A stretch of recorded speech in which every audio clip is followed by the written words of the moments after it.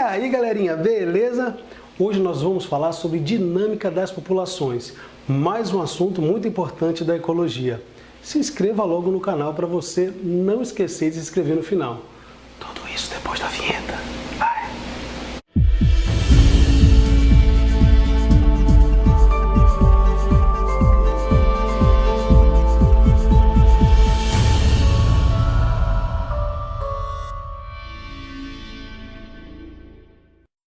Então, pessoal, a aula de hoje é sobre dinâmica das populações. Primeiramente, um conceito de densidade populacional.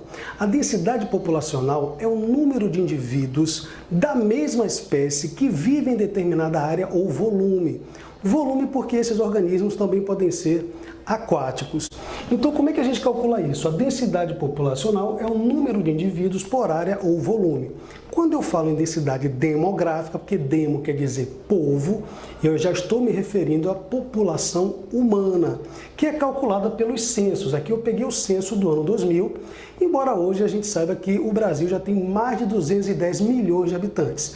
Então, eu peguei aqui o censo do ano 2000 e vamos calcular, tá bom?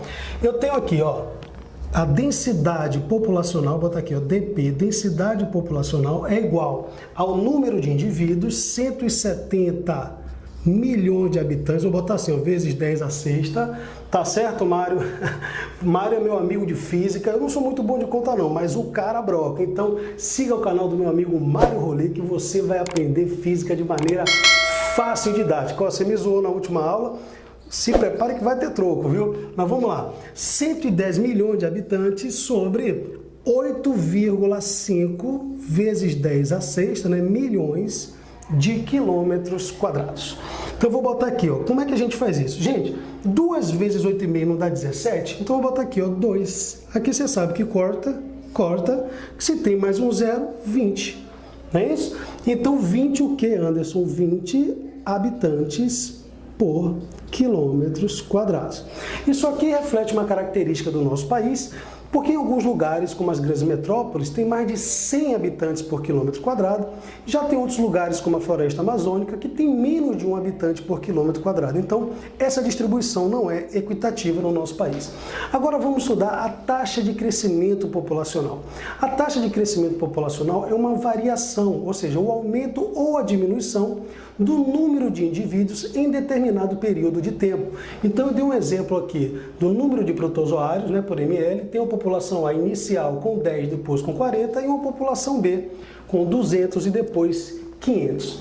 A taxa de crescimento absoluto é aquela que não leva em conta o tamanho da população inicial. Já a taxa de crescimento relativo é aquela que leva em conta o tamanho inicial da população. Vamos fazer que você vai entender, ó. Taxa de crescimento absoluto. Eu pego o número de indivíduos final, 40, da população A, 40, menos o número de indivíduos inicial, que é 10, menos 10, sobre o tempo. Quanto foi o tempo? 3 horas. Então, vou botar aqui, ó, sobre 3 horas. 40 menos 10, 30, facinho, hein? 30 sobre 3, 10. 10 o que, galera? 10 indivíduos por hora. Essa é a taxa de crescimento absoluto. Vamos agora para a taxa de crescimento absoluto de B. Número de indivíduos final menos o inicial, então vai ficar aqui. Ah, eu estou olhando a fórmula errada. Essa aqui, ó, final menos o inicial, 500 menos 200 sobre o tempo. Qual é o tempo? 3 horas. Quanto é que ficou isso aqui? 300, né? 500 menos 200, 300 sobre 3. Quanto é que vai dar isso aqui? 100. 100 o quê? Indivíduos por hora. Beleza, galera? Tranquilo? Então, veja que eu não levei em conta o tamanho inicial da população. Vamos agora para a taxa de crescimento relativo.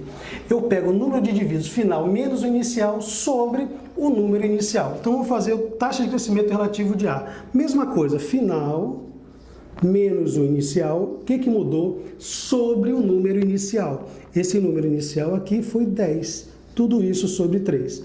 Aí é só fazer 40 menos 10, 30, sobre 10, sobre 3. Aqui você corta, vai dar quanto? 3 sobre 3. Deu quanto? 1. 1Q por hora. 1 significa, galera, 100%. Significa que essa população ela dobrou de tamanho em 1 hora em relação à sua população inicial. Veja, tinha 10, depois 20, depois 30, depois 40. Vamos ver agora a taxa de crescimento relativo de B. Final menos o inicial, a mesma coisa aqui, ó, 500 menos 200, tudo isso sobre o número inicial, que é o quê? 200 sobre 3. Vai dar quanto isso aqui, galera? 300 sobre 200, não é isso? Sobre 3. Vamos cortar, corta. 3 dividido por 2 dá quanto? 1,5. Sobre quanto? Sobre 3. Qual o resultado? 1,5 dividido por 3 dá 0,5. 0,5 por hora. 0,5 é o que, gente? 50%. Veja, começou com a população de 200, 1 hora depois tinha metade de 200, 50%, tinha 100, né? Então foi 200, depois 300, depois 400, depois 500. Observe que a taxa de crescimento relativo da população A foi maior, ou seja, ela cresceu em ritmo mais acelerado do que a população B. O crescimento absoluto de B foi maior, eu tive 100 e no outro eu tive 10, mas a taxa de crescimento relativo da população A foi maior.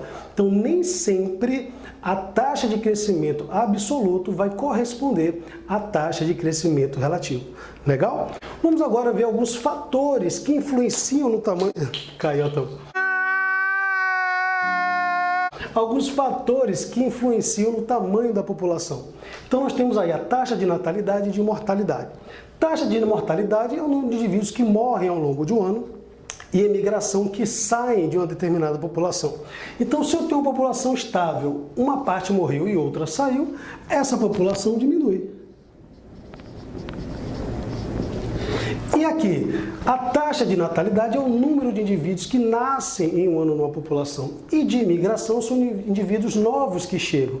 Então, obviamente, se eu tenho uma população estável, a taxa de natalidade e de imigração aumenta o tamanho da população. Tá bom?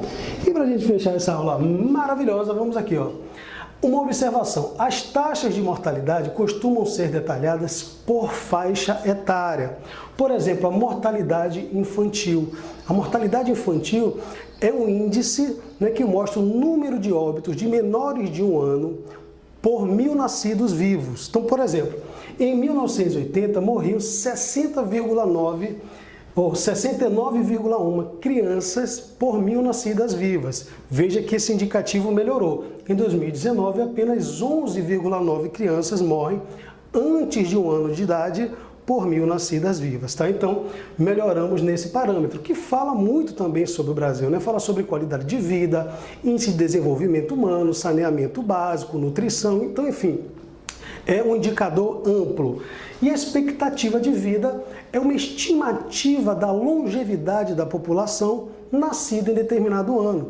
Por exemplo, em 1945, a expectativa de vida da população brasileira era de 45,5 anos.